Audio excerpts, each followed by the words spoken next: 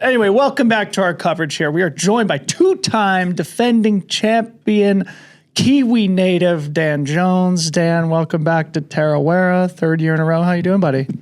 I'm doing very well, thanks, Debo. It's awesome to be back up here in Rotorua. I'm living in Wellington these days, but I was born and bred in Whakatane, which is about an hour away from here, so it almost feels like my backyard, and it's great to see people slowly rolling in for race week. Home turf. I was gonna say, how long have you been home? You spent so much of the calendar year, I feel like, elsewhere. Yeah, Michelle, my partner, tells me that as well. But I was home for got back to New Zealand on the start of December. So we've had a good Kiwi summer so far, and looking to continue that through past Tarawera into what will be our Adidas Terrex training camp, I guess, mid-March. Yeah. Okay. Well, before we start talking about the race and looking ahead, let's talk about last year, dude. Hell of a season. Fourth place at both Western States and at CCC. Of course, he had other great results as well. Second place just behind Eli Hemming at the Canyons 50K. Like, Dan Jones has clearly arrived at the top of the sport. How do you keep this momentum going into 2025? Yeah, thanks. Well, I think, from 2023, it felt like almost an upward trajectory into 2024, and I just kept working away, kept it consistent on the training side of things, and really was just trying to learn from every race, like every experience, and I just felt like I was able to execute pretty well in 2024, and long may that continue in 25. I mean, there was some good racing, obviously a couple fourth place finishes at some of the biggest races in our sport, and I was like, I'd love to have got onto the podium, so there's still work to be done. Yeah, no more wooden medals. Yeah, I remember talking to you on the track at Western States. You're like, fourth place, it kind of stings, but what, you ran like 14:30 or something like that? Yeah, it was maybe a touch over that, and a big improvement from the year before as well, so couldn't be too upset, and then I could be a little bit more upset with a second, fourth place finish at CCC, I think. Yeah. So we were talking before we went live too, is that this year you've had a season in the Terrex kit. Last year when you won, you're not yet part of the three-stripe family. So talk a little bit about this. I think it's cool to have this ascendant of like the Ascendant 2024 season coinciding with you becoming part of this really big supportive brand. Yeah, I do as well, and I agree completely. Like, it felt like a big grind to finally get, that professional contract, and then when it came through after Tarawera last year, it was huge for me. Like, it just opened up so many opportunities to travel around and have that big support over at the biggest races, and I really think that was part of my improvements from last year. But I also just really enjoyed the whole team environment of really just getting to appreciate everyone else's performances on the team. Like, you appreciate everyone's, your competition as well. But when you see people in your own kit, people that you really get to, create those good relationships with, perform well as well, it just amps you up and fires you up for the next race. Oh, Terrex, both Ruth Croft and Dan Jones, the Kiwi powerhouses on the same team, and both are going to be racing this weekend. We've already mentioned you've won this race twice the last 2 years. You're going for the three-peat this year. Maybe share a little bit about what Tarawera means to the Kiwi Trail community and why it's the right place to start your season. Yeah, and I'll also give a shout out to Caitlin Fielder, who's just recently... Oh, right. We're going to be talking to her next. Yeah, right. Soon. Yeah, we were just in the same car together, so I thought I'd better give that shout out. But it's very cool because Tarawera just being like one of the premier trail races in New Zealand. We've got some real cool local ones as well, but having Ruth paved the way, especially on the Adidas Terrex team and at Tarawera itself, she was racing long at this race before I was, and just excited to almost just line up together again, and along with now other Adidas Terrex athletes who have traveled from all over the world to be here, because it's really cool just getting to experience it all together and actually showing other internationals our backyard and what it has to offer, and also the community here, because I think that's a big thing about Tarawera is the community spirit, and it amps me up before the race, getting to that finish line. It's huge here. So maybe quickly before Corinne, maybe speak a little bit more about why it's a right place to start the season though for you, especially because eventually we'll start looking forward. And from my experience, just the reason I'm teeing you up with this is it really does feel like Tarawera is a great season opener. The trails are forgiving. The course isn't totally overwhelming in terms of its, its course profile, et cetera. There's a lot of support along the way. Does it feel like Tarawera is like the right place to start your season here in 2025? Obviously, you're here for the third year in a row, so it must feel that way in some way.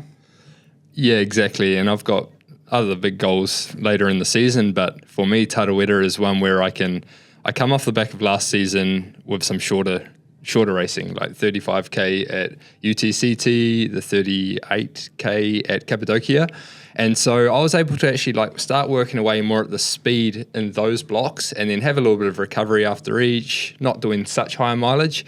And so then coming through the Christmas, the festive period, it's a Kiwi summer. I can get out and train in the heat. I can just have a good time, take part in other activities that I love to do, but also just have heaps of time to run as well. And so just working away at that, more of the higher intensity workouts, so interval training, some longer tempos, but yeah, really working on my flat speed or undulating speed. So not trying to focus too much on the vert. I think that will come later in the season for me, because once I build that speedy base, speedy or to relative, I suppose, but yeah, relatively faster base, then I can really crack on with some vert and get the body prepared more for races like Western States and UTMB. Yeah, I was going to say, we were looking at your Strava earlier and we're like, oh, just a casual 130-mile week. Cool. So getting speedy, but also laying down some volume. You did mention, though, sharing this community and the trails here in your home with other elites from elsewhere. You and Hayden Hawks have, at this point, kind of like a long-term training friendship. It feels like he's gotten to spend some time over here. Just talk a little bit about what it means to be able to bring, a good pal, someone from outside into the community and lay down really good training together. Yeah, well, Hayden and I have known each other for a couple of years now. The first time being when I went and stayed with him in Cedar City. And, ever since then, we've become great mates and great training buddies. And I think it's one thing training with someone, but actually being able to work with someone even more so, where we actually can push each other, but know that, if one of us isn't having the best day, we don't mind that. If we have to hold back or fall off the back, that's absolutely cool. And Hayden came out here, or actually came out to Wellington for about 2 or 3 weeks at the start of mid-Jan, and we got in some great training mileage together. And then actually Macy, a teammate, and his partner Nini, they came out and stayed at our house as well in Wellington. So there was a good crew. We were getting in some, just really good training. And that's, I think, just to start the year, as we're kind of alluding to before, starting the year and just seeing what kind of shape you're in and just getting a good test for it at this race is pretty ideal. Yeah. I'd love for you to describe that a little bit more, because I do think it's a unique and special friendship and relationship that you guys have, especially because you do compete with one another. And just for our audience here, a special moment for me was when you came on my show 2 years ago after you won Tarawera. It was Hayden who reached out to me and said, hey, dude, you got to get Dan Jones on your show. He just took me to the woodshed at Tarawera. This dude's the real deal. Please have him on your podcast. And anyway, I just think that's a really beautiful spirit of friendship and competition that you guys bring together. So maybe just, if you can, just maybe describe one of those training runs that you guys are on together, how you're pushing each other to be better, any conversation that you think the audience would find interesting. I'm sure we'd all love to be a fly on the wall. Yeah, and that's exactly right. He's so down to earth about it as well. And he says, that race where we raced each other at Tarawera back in 2023, you were the better runner that day. And just for him to just say that, and that really actually helped build my confidence, because, he wasn't trying to make excuses. He said, you ran really well. You had a great race and deserved that win. So it's really nice to have that. And I think, our friendship has really developed since then. And some of our sessions, it's very hard to go out and run. When I went over to Cedar City, this is just an example, but I'm a kind of sea-level type runner for the majority of the year, and we go over there and he takes us up to about 3,000 meters above Cedar City. Well, not above Cedar City, but at altitude 3,000 meters, and we had a pretty hectic workout. I forgot exactly what it was, but it was 4 times 15-minute progressions, and this was one of our biggest sessions before states. And yeah, we were just going after it and like really just pushing each other. And I think that one of the first times I was up that high, like I ended up with like a blood nose and it was hectic. I was like, what is this? Like could barely breathe. I'd never experienced altitude like that in my life. And he was just like, let's, get after it. And it was just pushing each other, like I would not have gone. And then you guys finished 3-4 at Western States. So this year. Ryan, now I'm just thinking, Ryan, we got to go to Cedar City and film these dudes beating the shit out of each other in their training at some point. Yeah. Amazing. He's gotten the last 2 races over me, so kudos to him. He's a great athlete. Yeah, but it's close. It's great. It is. It's been close, and we've gotten to run together.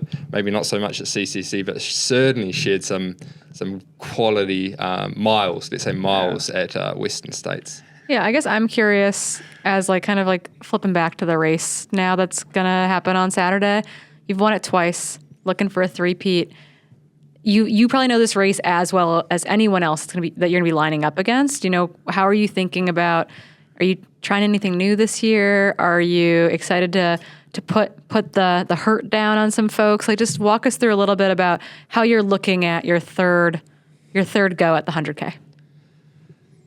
Yeah, I think this year is almost a little bit more of an unknown because in the past I've been able to recce the whole course, but we're starting back in Kawerau this year, which is only 20 minutes from Whakatane where I grew up. So I do know that area, but it's all private forestry land, so we're not allowed to go and recce the course beforehand, right through to Okataina, which is a long way through the race. 57 kilometers for people that aren't to know about the race. So yeah, there's a big unknown almost, and it's like the previous couple of years, I think I've done a 7 hours and a half and then a 7 hours 45. Like some of the estimations on the website look a little aggressive, to be honest. I don't know if you guys have seen some of the time aggressively fast. Yeah. I don't know if you've seen some of those time estimates. They're expecting you guys to just absolutely throw down on the first 30K, I think. You've seen that, right? Yeah. And that is great. Like it was maybe 3 minutes per kilometer type. Yeah. effort. Okay. Yeah. So I'm not sure. I don't know how long the race is going to take. I've put in an estimate of 750-ish, but who knows? It might be conservative. It might not be. Okay. So we can start winding down now, but we'd love to also build off Corinne's question here. You're one of the few people who's explicitly not here for a golden ticket. You, of course, already have your spot at Western States. Maybe the only guy in the men's field who either doesn't need it or doesn't want it, which is an interesting spot to be in. Right. So I would just love you to comment on that, how it changed your strategy or psychology, because you really don't have anything to lose. You could play it conservatively, or you could really try and push the pace, put the pressure on the field. I haven't really thought about it like that. It's quite exciting to have a real world-class field of runners here, and you can put any speculation. I'm sure you guys have had your guesses on who might podium and everything. That's tomorrow. Okay, it's tomorrow. After the interviews, we'll start putting our ballots together. Well, that's exciting. Maybe oh, Dan, doesn't sound like he's too confident. Really slacking off this season, though. We'll see how it goes. I reckon I'm going to be wanting to push the pace. I don't want to just go for a mediocre time. I think I'd like to see what I can do on this course, and especially because I haven't been on a course that started from Kawerau before and been that complete point to point, which is like the traditional type course. Yep. That really excites me. Is I don't know what the course record shows on the website, but I'm pretty sure I don't have it, even though one of the courses I've done, or both, have been the fastest times. Right. Yeah. It shows. Well, I think it was actually showed Tom's time as the course record, but I think that may have been I put it into Google and the AI spit out the wrong answer. So it may have been a hallucination by our robot overlords. No, but I think that's probably on your site as well. 7:27 or 7:30 and 2 years ago, I think is thought of as probably the best performance at Tarawera. Yeah, but on the men's side. That traditional type course going from Kawerau, I think that might be okay, maybe this is it. But even though it's completely different. They are really excited. I talked to Ruth, the race director, and Devin yesterday, the race directors or the race team here, about that. And they are so excited to be back on not weather affected courses. They've been crossing their fingers, dotting their I's, crossing their T's. They are really excited to have everyone back on those courses as opposed to having to do weather modification after weather modification. So I'm really excited for everyone that's running this weekend, because they are going to get to be on the courses that are supposed to be Tarawera, which feels very different than having to modify year after year. That wasn't a question. That was just kind of like the race is excited about it too. I'm stoked for them, because they have had to deal with that, and they do such a good job of coming up with some of these last minute course changes, and mad respect to them, right? Because they've had to, put in these new aid stations everywhere and all that, and now they can hopefully lock in a course that might allow, records to stand, and we can just target times year after year. Yeah, not comparing apples to oranges, as we say in the US. Anymore. But all right, so final question before we wind down, unless Corinne has anything else she wants to add.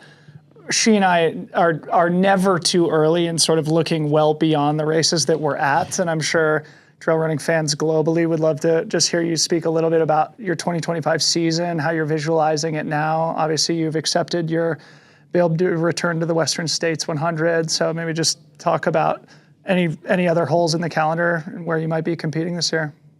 Yeah, so I'd try and take one big race at a time, and obviously having locked that in, I'm kind of thinking about build-up races, to be honest, around that. And I'm looking at, after the team camp, going over to Lake Sonoma and using maybe the marathon type distance as a good little tune-up. Again, it's a fast course. I think it's actually quite probably similar to Tarawera trails. So yeah, there's probably not much that I have to change too much to actually get prepared for that race. And then after that, it'll be including a bit more vert. Maybe UTA. I don't want to lock in anything just yet, but UTA, the shorter distance race as well, and then head out to training camp and get it all done. What about the back half of the summer? Have you thought about that?